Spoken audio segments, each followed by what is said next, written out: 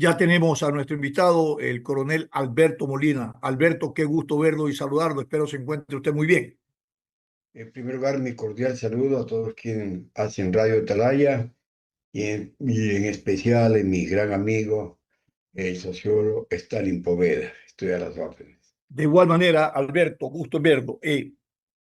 Primero, para tomar su apreciación respecto a este escenario que hoy vive el país, un escenario de convocatoria, de movilizaciones, se calientan las calles y, por cierto, no sabemos de qué perspectiva el poder convoca y no sabemos con qué ánimo los ciudadanos se movilizan. Y esto preocupa porque es una movilización que tiene una dirección. ¿Dónde va a llegar? Va a llegar a la Corte Constitucional. Y esto es una expresión de impugnación a las resoluciones que ha tomado la Corte Constitucional en el marco de la vigencia de tres leyes fundamentales: seguridad, solidaridad y eficiencia administrativa. ¿Cuál es el destino? ¿Dónde va a parar esto? ¿Cuál va a ser la resolución final, toda vez que la resolución de la Corte Constitucional, Alberto, no es que ha suspendido la vigencia de la ley como tal, sino que ha sido un tema transitorio de ciertos artículos que tienen que provisionalmente suspenderse, hasta que haya un pronunciamiento definitivo, cuando la presidencia, la asamblea, la Procuraduría y otras instituciones hagan su descargo, presenten a la Constitución y le digan: señores, estos son nuestros puntos de vista, y que piden que se deje sin efecto esa suspensión. Buenos días y bienvenido, Alberto. Un cordial saludo nuevamente, Stalin. Un gusto enorme de estar en este importante medio de comunicación de Guayaquil. En realidad preocupa enormemente, pero antes quiero robarme unos segundos para presentar mi solidaridad al pueblo hermano de Colombia por el fallecimiento del senador Miguel Uribe Turbay, otra víctima más de la violencia política. Y lo mismo recordamos el día 9, el segundo año, igualmente de un asesinato cruel, infame, de un patriota como fue Fernando Villavicencio. Me inclino reverente a dos víctimas de esta violencia irracional, mi querido Stalin. Así es. Ya entrando en el tema, hay una constitución que tienen que respetar las autoridades de todos los niveles y nadie se dice está sobre la constitución. Nadie. Desde el primer magistrado de la nación hasta el último ciudadano. El presidente tiene la potestad de presentar proyectos de ley a la Asamblea Nacional, obvio, y ha presentado leyes económicamente urgentes. A estas leyes, bien señalabas, la ley de solidaridad, todas las leyes orgánicas, ley de inteligencia y ley de integridad pública. A estas leyes, como es potestad del gobierno, como decía, ha sido enviada a la Asamblea para que sean analizadas, estudiadas, y creo que esa es su responsabilidad de los asambleístas que hemos elegido. Tienen que ser los patriotas, hombres y mujeres idóneos, preparados para legislar. Por eso tienen asesores, ¿no? Si viene un proyecto de ley, agregar cosas importantes, eliminar algo que creen que no corresponde a dicha ley o no están dentro del marco constitucional. Esa es la responsabilidad. Pero desgraciadamente, no solamente desde ahora, vemos ciudadanos y ciudadanas que desgraciadamente están en el Parlamento y no saben para qué están ahí. Recordemos que la Constitución del 98 establecía, y esto es importante, que para ser asambleísta uno de los requisitos era tener 25 años. Porque se entiende que el ciudadano o ciudadana, si no tiene un título académico que no sería conveniente, ¿no? Al menos tiene experiencia, conocimiento, ha tenido actividades, trabajos, en fin. De manera que ese es el marco primero. La ciudadanía, como está en su potestad igual, ha presentado 33 demandas de inconstitucionalidad. La Corte Constitucional, ¿no?, ha admitido a trámite, ¿no?, de las demandas de la supuesta inconstitucionalidad, ¿no?, algunos artículos de las leyes que indicamos.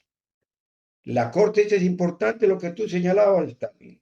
La Corte Constitucional ha suspendido provisionalmente, ¿no?, mientras evalúa la constitucionalidad y notifica a la Presidencia de la República y a la Asamblea Nacional para que en términos de 15 días defiendan la constitucionalidad de sus leyes. Es decir, va con el procurador, va con los asesores y defiende su posición. Evalúan estos magistrados que son gente docta, con gran experiencia, gran conocimiento y decidirán en una sentencia que es inapelable. Ese es Correcto. el marco Ese es el en marco. que tienen que respetarse las partes, en este caso, el gobierno nacional, la asamblea y obviamente el público en general. Claramente establecido. Si tenemos un orden constituido y actuamos y tenemos una convivencia en el tejido social a través de esta constitución, hay que respetarla.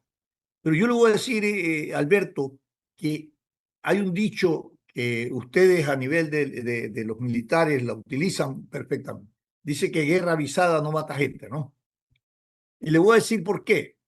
Porque todas estas inconformidades, por utilizar un término, habían sido señaladas a la Asamblea Nacional desde el momento que el presidente envió con carácter económico urgente esta ley. Y en el proceso se les dijo, señores, ahí hay una inconformidad en el orden constitucional, no hay unidad de materia, que es de lo que se acusa todo.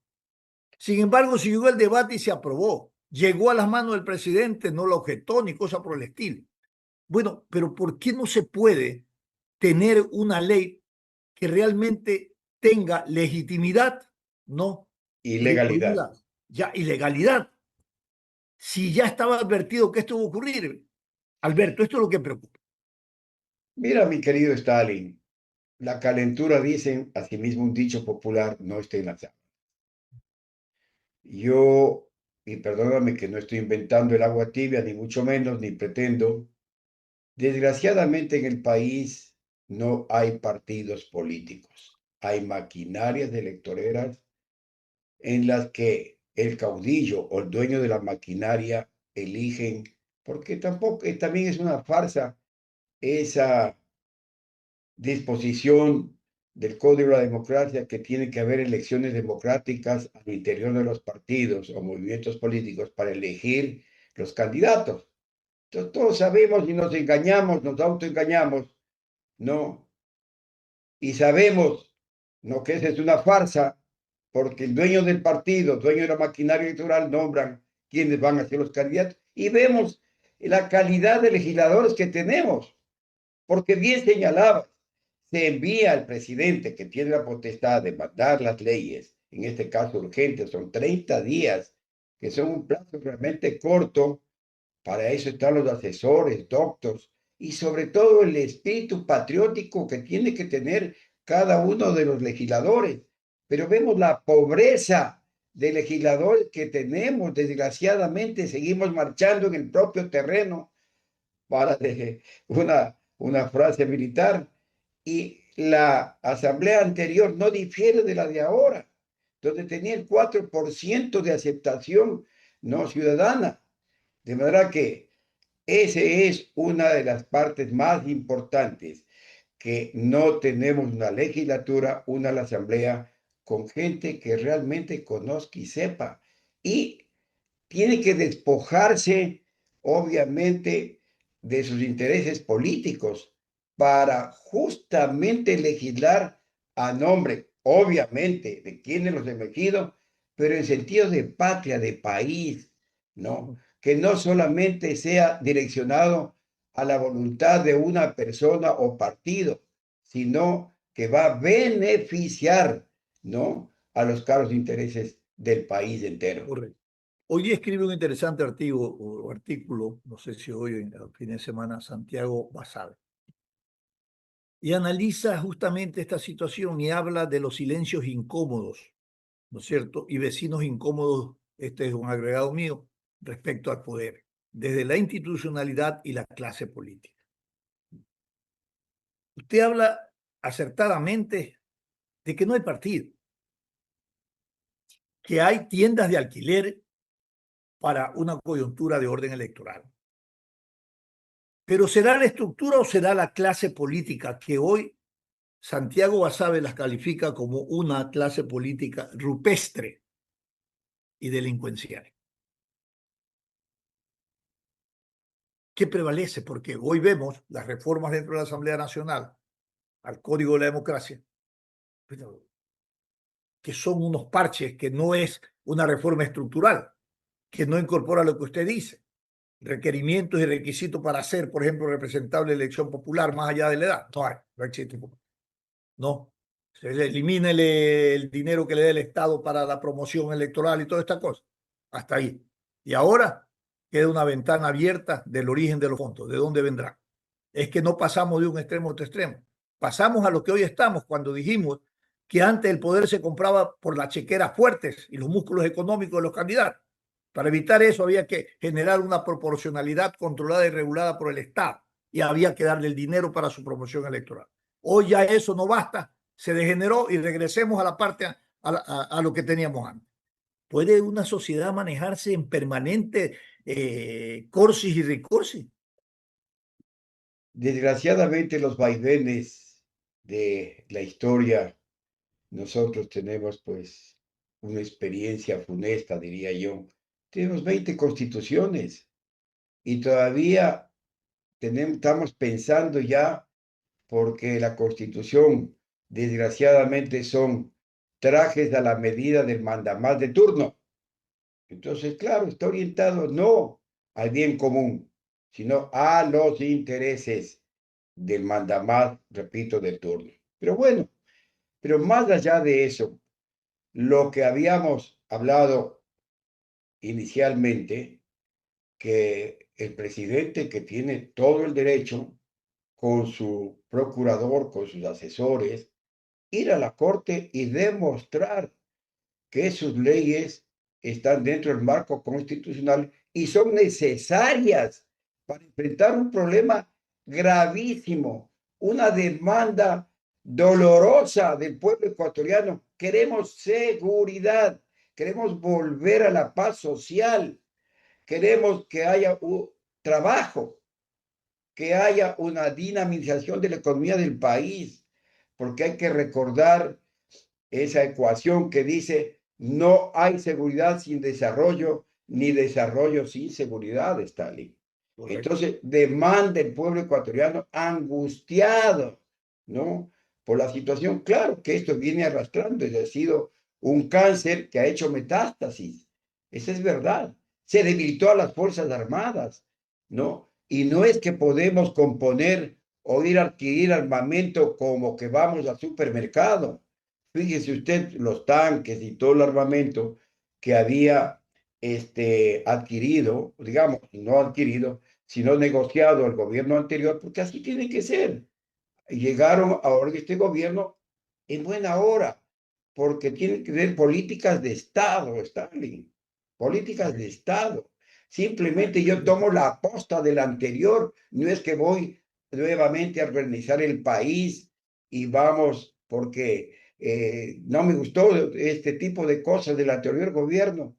Es desgraciadamente calamitoso esta situación, pero como digo yo, a ver, vamos a ver, el tema, ¿hay o no conflicto armado interno? El derecho internacional humanitario está bien claro. Y me voy a permitir brevemente un minuto, enseñar lo que dice el, eh, el derecho humanitario, ¿no? Dice, el conflicto armado interno o conflicto armado no internacional o CANI, así se conoce, es un enfrentamiento armado prolongado entre fuerzas armadas gubernamentales y uno o más grupos armados o entre tales grupos en territorio de un Estado. El enfrentamiento armado debe alcanzar un nivel mínimo de intensidad y las partes enfrentadas deben poseer un nivel mínimo de organización. ¿Estamos o no estamos en un conflicto armado interno? Y vale la pena, entre paréntesis, Stalin, esta situación no constaba pues en la Constitución de 98. En la Constitución de 2008, ¿no? En su artículo 164 dice, el presidente de la República podrá decretar el estado de excepción en todo el territorio nacional o en parte de él en caso de agresión, conflicto armado internacional o interno. Es decir, en 2008, en el gobierno de Correa, en la famosa Asamblea de Montecristi, agregaron el conflicto armado interno, porque supuestamente la revolución ciudadana iba a durar 300 años, pues, y se curaban en sano, ¿no?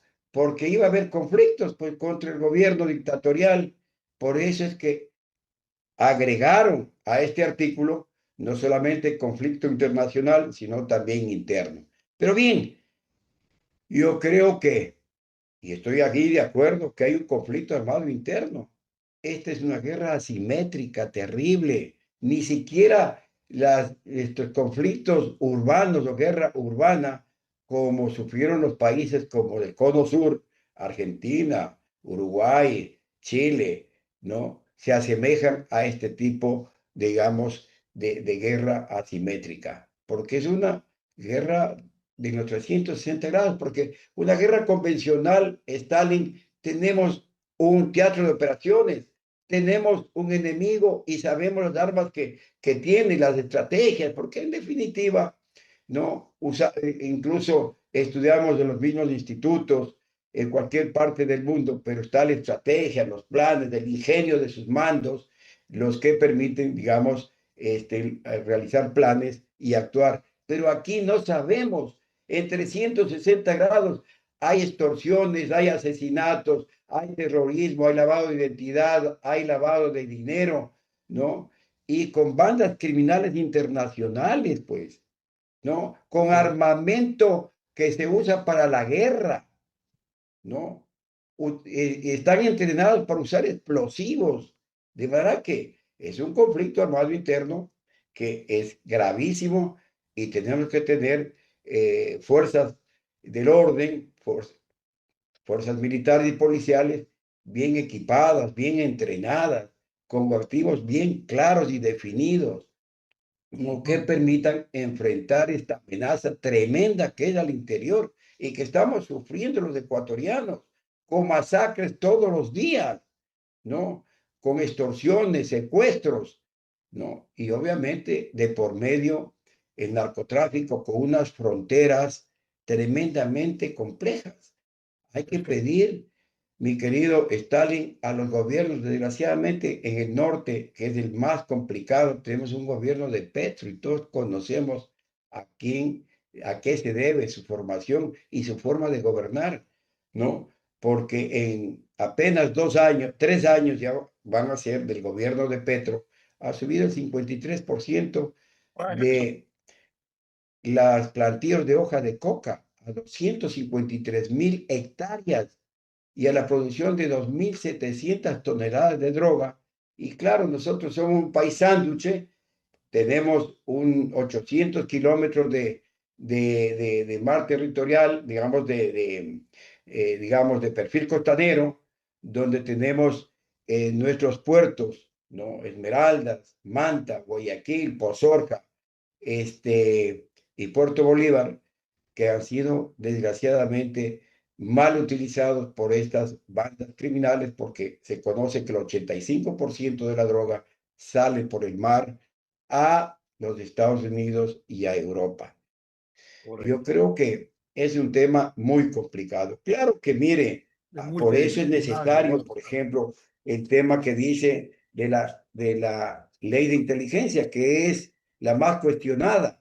Son 12 demandas de artículos, 12 artículos, ¿no?, de demanda inconstitucional. Lo mismo la ley de solidaridad, son 4 artículos, y la integridad pública, una disposición transitoria, la 11ª. Ujú. Pero, por ejemplo, hay temas importantes que tienen que analizarse. El tema de la edad de estos jóvenes que son utilizados, desgraciadamente, son cooptados, ¿no?, está por las bandas criminales, ¿no? Y señala aquí en el tema que tiene que analizarse, ¿no?, el tema de la edad para que ser imputados, ¿no? De manera que, claro, yo digo, si en la Constitución, no, un joven de 16 años, no, puede elegir presidente de la República, pues también. Pero si comete un crimen, no puede ser No va a ser. imputado. Así es. Entonces ahí viene el análisis que tiene que haber racional para ver el término necesario y óptimo para señalar, porque tampoco puede quedar en la impunidad, pues, Ahora, pero el análisis tiene que hacerse dentro del marco constitucional. normal. Pero esta es una constitución, ¿no? De progresismo de derecho, en donde todo está garantizado, a todo, inclusive a los delincuentes, sus derechos son más garantizados que el hombre común, que el hombre normal. Por eso es necesario, mire, desgraciadamente seguimos con parches, ¿no? De una vez por todas, la Constitución, esta de 2008 tan cuestionada, bueno, convoquemos a una constituyente, o simplemente, mire, también hay juristas, ¿no? Y señalan, ¿no? Y no solamente los juristas, sino por sentido común, los ciudadanos que no somos juristas, que somos legos en las leyes, dice, las leyes se deshacen como se hacen, dice. Este recurso de la desobediencia civil, cuando una ley realmente afecta a los intereses y derechos de la gente en términos... Está en la Constitución también, pues. claro, pero entonces, Además, Stalin, pero vamos al meollo del asunto, donde decía, mira, las cosas se deshacen como se hacen, dicen, así, ¿verdad? La constituyente, ¿de quién fue elaborada? Por los constituyentes, que fueron, digamos, por los asambleístas. Obviamente, lo que conocemos de largo, la metida de mano del gobierno con asesores de Podemos de España y un largo etcétera. Conocemos y hemos señalado el tema, ¿no? Pero fueron elaborados. Pero ¿quién aprobó y cómo aprobó el esa pueblo en un referéndum. constitución? Sí, Mediante referéndum, el pueblo ecuatoriano.